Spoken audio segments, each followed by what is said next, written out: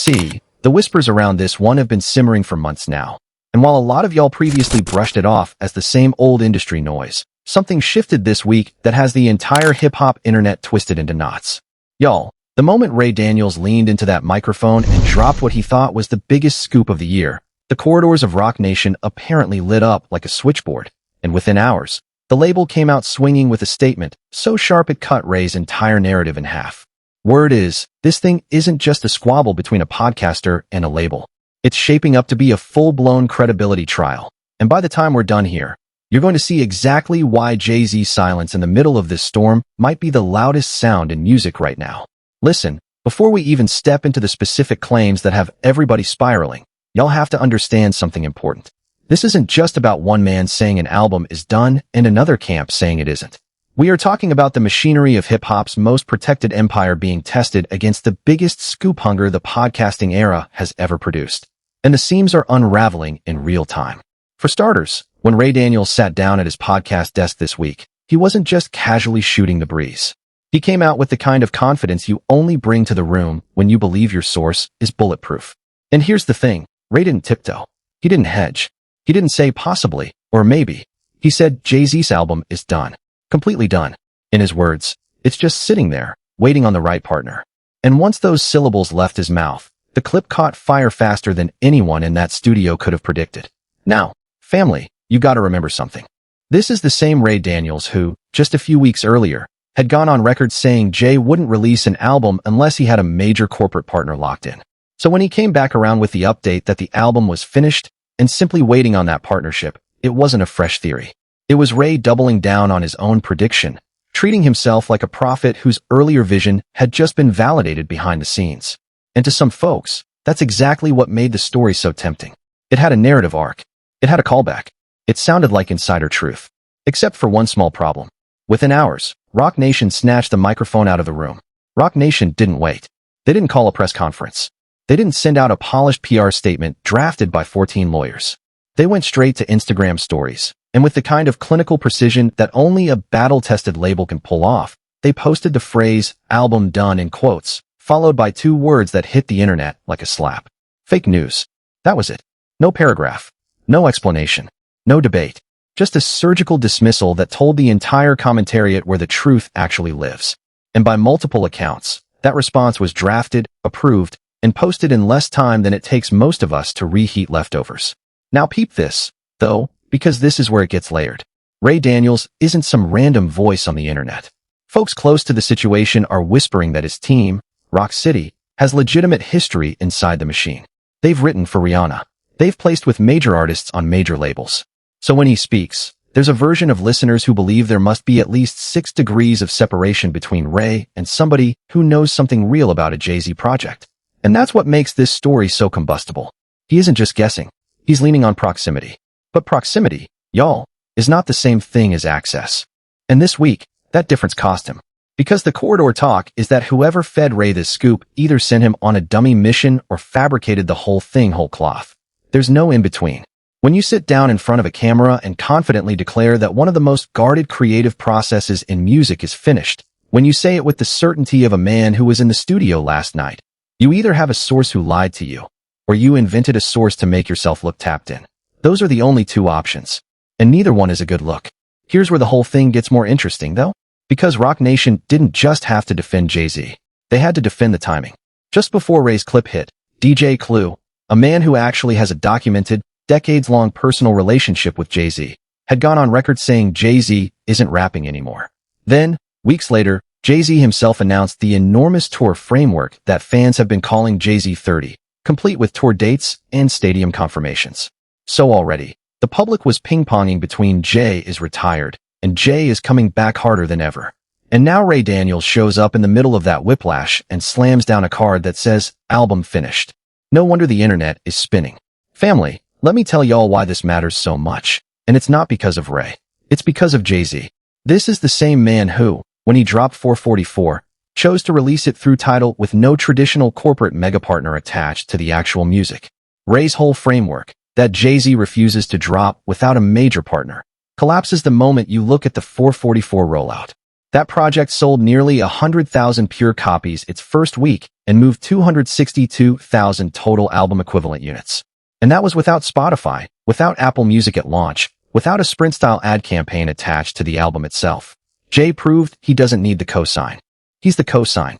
So when Ray sits there and says Jay-Z would refuse to release an album because he doesn't want to sell 60,000 in the first week, that's not analysis. That's fan fiction dressed up in a suit. And here's the part that really has folks heated. In the same clip, Ray practically dismissed 60,000 first-week units as embarrassing, as something Jay-Z would allegedly want to avoid. Y'all, do you understand what that number represents in this era?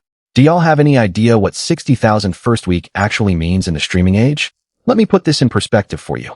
There are artists today who used to move 300,000 first week just 4 years ago. For years. That's it. And they're pulling 60,000 now. There are legacy names who moved platinum in a week during their peak who are now moving 40,000 and 30,000. Not because they lost talent. Because the industry math has been rewritten from top to bottom. Streaming reshuffled the whole board. Physical sales collapsed. TikTok became the new radio. And the artists who can still command 60,000 in this climate? Those are the artists who still have a working relationship with a real audience. That's not embarrassing. That's proof of life. And here's another wrinkle, though. Because Jay-Z re-released Reasonable Doubt on its 30th anniversary and moved about 30,000 copies with zero new music attached to that reissue. Most of those units were vinyl. Vinyl. In a landscape where vinyl is a collector's game, not a commercial engine. And nobody at Roc Nation flinched at that number, because that wasn't a chart play. That was a legacy play.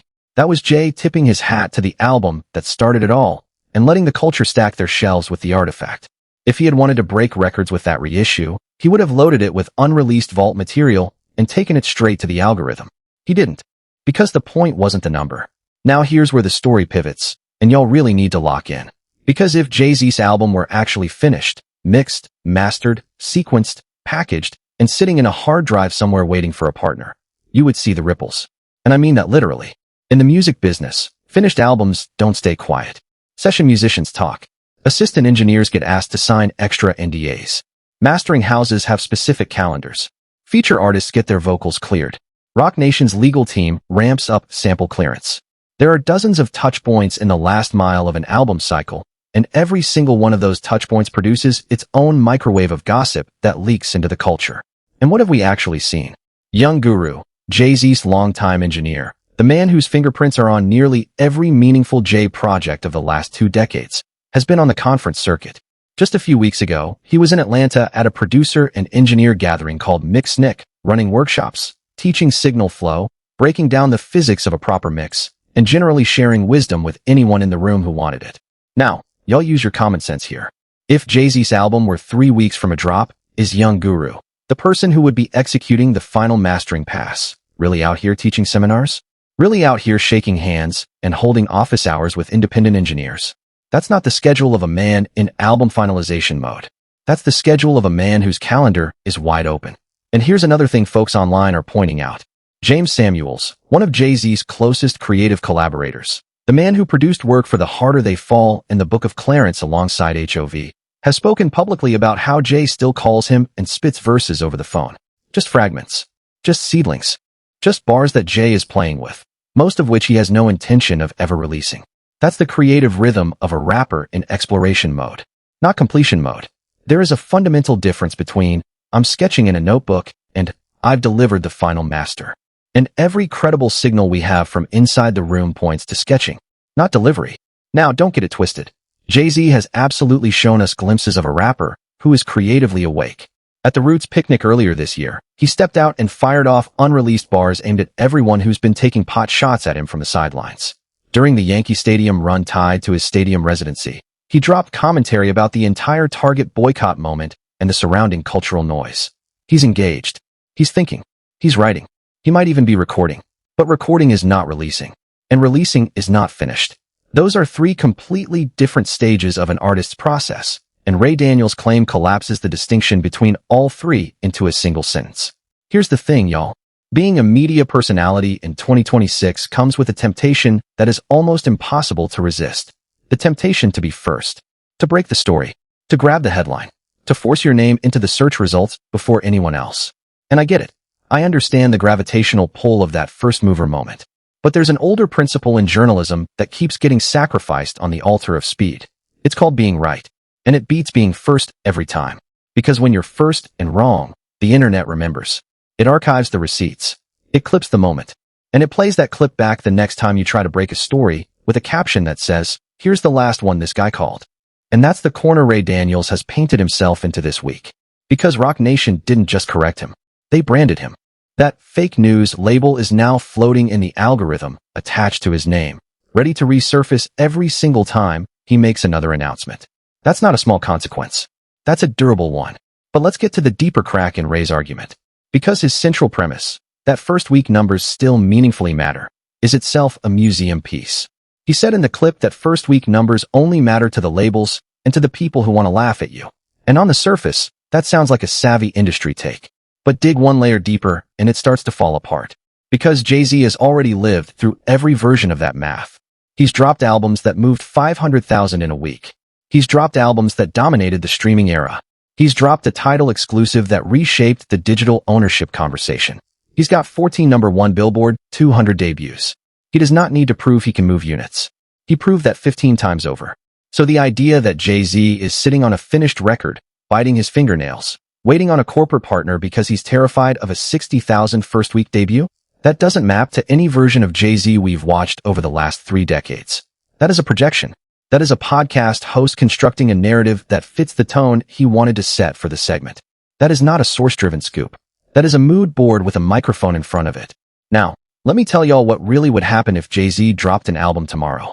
First off, you have to look at the audience that just showed up to Yankee Stadium. Night 1, roughly 54,000 people. Night 2, roughly 55,000. Night 3, roughly 56,000. That's just New York City. That's just 3 nights in one venue. Now stack that against the projected tour scope. LA, Paris, London, Tokyo, Berlin, all the major stops. We're talking hundreds of thousands, if not millions of confirmed engaged listeners who have already opened their wallets to be in a room with him this year. Y'all really think those people aren't going to stream a new Jay-Z album the second it drops? Y'all really think they're going to abstain? Come on, family. Be serious.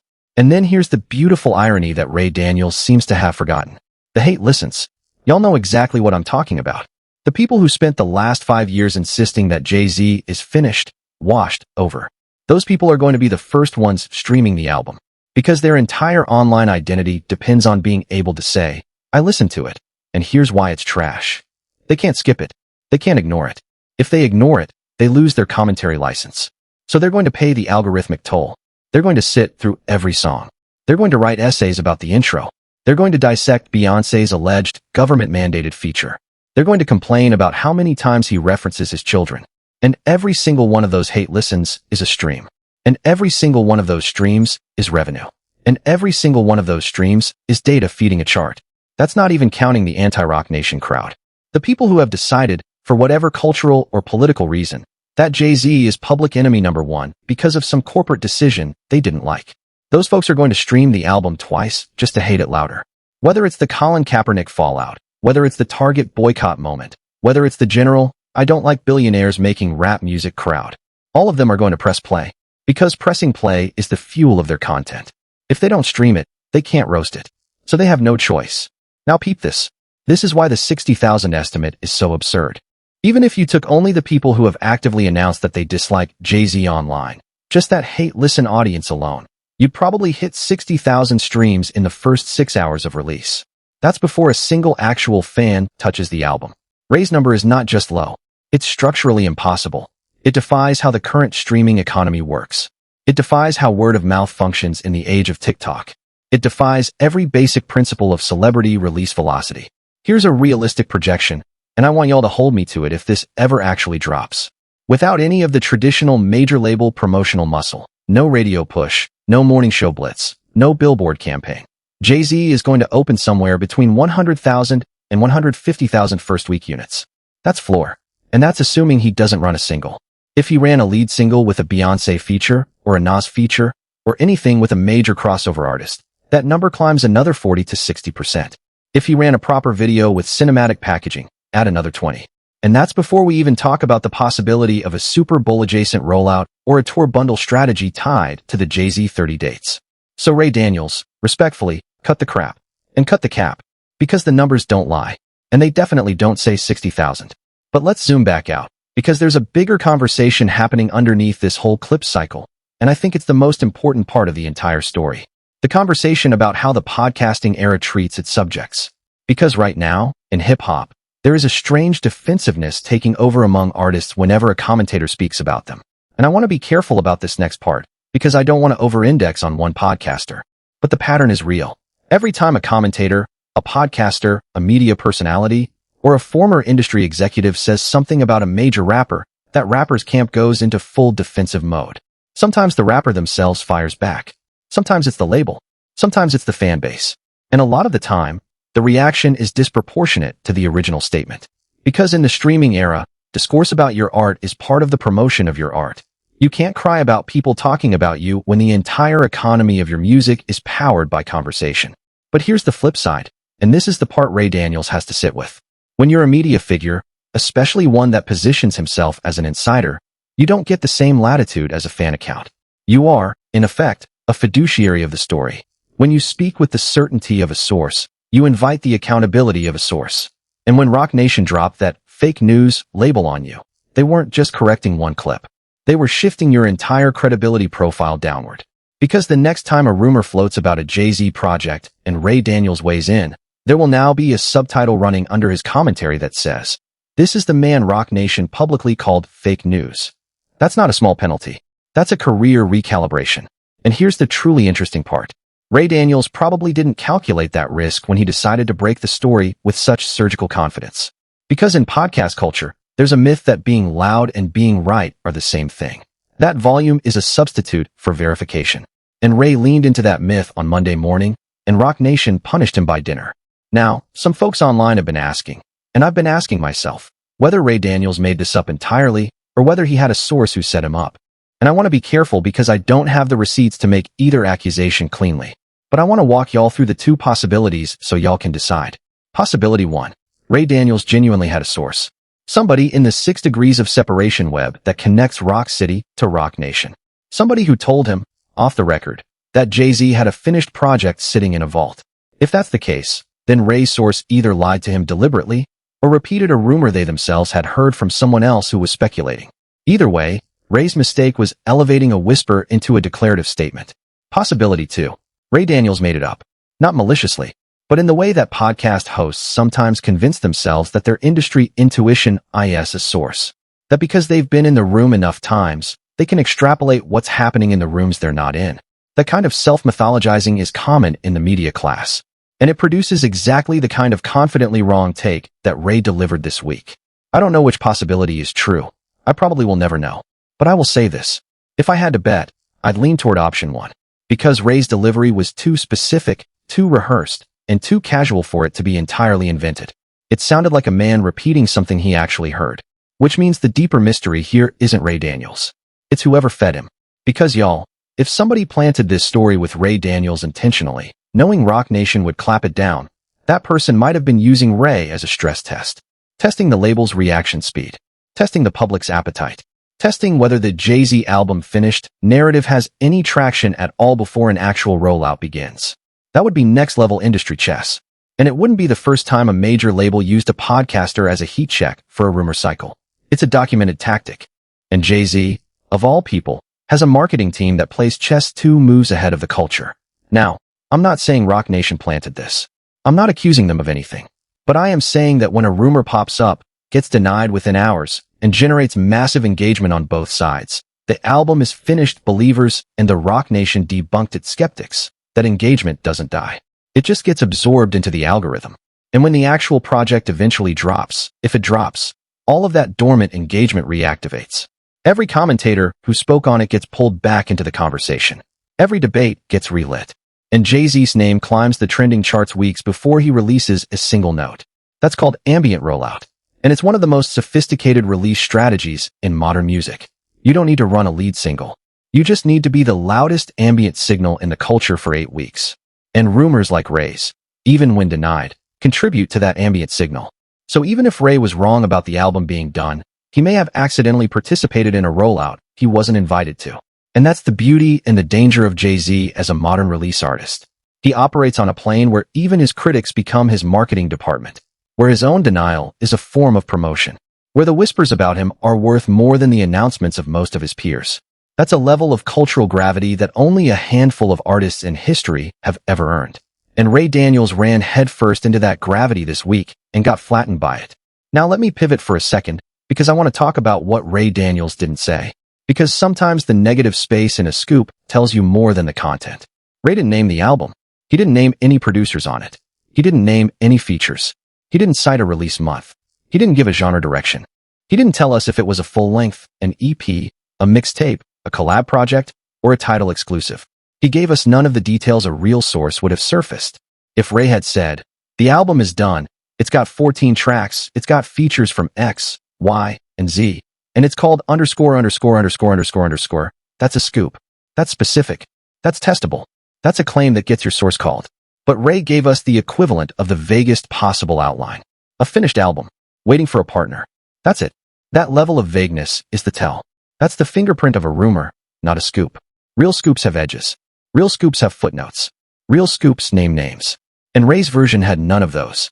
Which is why Roc Nation was able to demolish it in under 12 words. You can't demolish a scoop with edges. You can only demolish vapor. And that's what Ray delivered. Let's talk about Jay-Z's actual creative posture, because I think this is the part of the conversation that gets lost. In interviews he's done in the last year and a half, Jay has repeatedly said that he's engaged with the writing process. He said in one recent conversation that he thinks about verses constantly, that rhymes come to him at odd hours, that he sometimes calls people and just recites bars off the top. That is the creative rhythm of a man who is in the practice, not a man who has completed a body of work. There's a huge difference between I'm engaged with writing and I've delivered a finished album. Ray Daniels collapsed those two states into one sentence, and it was that collapse that Roc Nation punished. Because if Jay-Z were actually done, you would know. And I don't mean because of a leak. I mean because Jay is a marketer. He is one of the most sophisticated release strategists in the history of recorded music. When he's ready to drop, he tells you he's ready to drop. In 100 different ways. He drops a cryptic Instagram post. He shows up at a Roots picnic and dumps unreleased bars. He puts up billboards nobody understands. He rewires his title homepage. He plants little breadcrumbs. And he does not, I repeat, does not, allow a podcaster 3 rungs down the industry ladder to break the news that his album is finished. That's not how Jay-Z's ecosystem works. That's not how his rollouts function. That's not how his brand operates. And listen, family, there's something else that has to be said here, because it's the piece of this puzzle that never quite makes it into the podcast conversation. Jay-Z has been reshaping the entire definition of what a rap album release even is for the last decade. When Magna Carta Holy Grail dropped, he didn't just release an album. He rewrote the certification rules. Samsung bought 1 million copies before the album hit stores, and Jay-Z forced the RIA to change how platinum eligibility gets counted. When 444 dropped, he didn't just release an album. He turned a subscription streaming service into a wave-generating machine and gave Tidal the biggest cultural moment of its entire existence. When he re-released Reasonable Doubt, he didn't just repackage nostalgia. He reminded a whole generation of listeners that catalog value is the most durable currency in music. Every single Jay-Z release has redefined a category. So the idea that his next project would be a low-key partnership scramble, the way Ray Daniels described it, flies against every documented pattern of the last 20 years. Which is why the "he's afraid of 60K" angle is so revealing. It isn't about Jay-Z at all. It's about the interior emotional landscape of the podcaster telling the story. Ray Daniels is imagining what he would be afraid of if he had Jay-Z's discography. He's projecting a scarcity mindset onto a man who has spent 30 years redefining abundance. That's not analysis. That's autobiography with a Jay-Z filter on top. And once you notice that, the whole segment reads differently. It stops being a scoop and starts being a Rorschach test. And here's the last piece I want y'all to sit with, because it's the piece I think most people are missing. This entire cycle, Ray Daniels' claim, Roc Nation's denial, the media pile-on, the podcast responses, the fan speculation, this entire cycle is a preview of what a real Jay-Z rollout would look like at scale. Multiply what happened this week by 50, and that's the volume the actual album cycle will generate whenever Jay decides to drop. Multiply it by 100, and that's the noise the culture makes on the day the album actually hits streaming. Nobody in modern rap can generate that much oxygen from a rumor alone. Nobody. Not Kendrick. Not Drake. Not J. Cole. Nobody. And that fact by itself tells you where Jay-Z sits on the food chain. So even if Ray Daniels was wrong, And by every indication, he was. His mistake gave us a glimpse of the intensity that surrounds any Jay-Z project. It reminded the culture that this man is still, without question, the biggest possible name a rap album could carry. It reminded the industry that Roc Nation's rapid response machinery is faster and sharper than any label operation in the game. And it reminded Jay-Z himself that when he's ready to drop, the world will be ready to catch it. There's also a version of this conversation that has to acknowledge how the podcasting economy has warped celebrity discourse itself. 10 years ago, a claim like Ray's would have run through an editor, a fact-checker, and a legal review before it ever reached a listener's ear. Today, that same claim goes from mouth to microphone to millions of ears without a single filter. And the incentive structure rewards the loudest declaration, not the most careful one. That's why we're seeing so many scoop-to-denial cycles in music media right now. It's not that the podcasters are dishonest. It's that the format itself creates an incentive to sound certain about things you actually only kind of suspect. And when the subject is a Jay-Z tier artist, that gap between suspicion and certainty becomes the story. And listen, family, I'm going to close this out with a straight talk moment. I am a Jay-Z fan. I have been for a long time. I've listened to Reasonable Doubt more times than I can count. I've dissected 444 line by line. I've written whole notebooks worth of thoughts about the arc of his career. So when I say I want an album, I mean I want an album. If Ray Daniels had turned out to be right, if this had been the scoop of the year, I would have been the first person celebrating. There is no version of me who is rooting against a new Jay-Z project. But I'm also not going to sit here and let a shaky rumor from a podcast desk get treated like a confirmed fact. Because that's not commentary. That's cheerleading. And this platform doesn't do cheerleading. The truth is, we don't know when Jay-Z is going to drop. We don't know if the album is finished, half finished, or still in the sketchbook phase. We don't know if there's a partner attached, if there's a title exclusive coming, if there's a stadium tour bundle in the works. We know almost nothing. And that's the honest position. The only people who actually know are a small handful of humans. Young Guru, Desiree Perez, a few writers at Roc Nation, maybe James Samuels, maybe a mastering engineer or two. That's it. And none of them are talking to Ray Daniels. So where does that leave us? It leaves us with a Monday morning that produced one of the fastest scoop-to-denial cycles in modern hip-hop media history. It leaves Ray Daniels with a fake news label attached to his brand for the foreseeable future. It leaves Roc Nation with a reputation for lethal response speed reinforced. It leaves Jay-Z himself standing exactly where he wants to stand, quiet, above the fray, letting his gravity do the marketing work for him. And it leaves the rest of us waiting, watching, wondering, refreshing, which, honestly, is exactly where the culture wants to be when it comes to Jay-Z. There's one more angle here I don't want to skip past. Because whether Ray Daniels intended it or not, this whole scoop cycle has now permanently attached a specific number, 60,000, to the ongoing conversation about Jay-Z's next release. And once a number gets stuck in the culture, it becomes almost impossible to peel it back off. Journalists will cite it. Bloggers will screenshot it. Twitter accounts with 100,000 followers will build entire threads around it.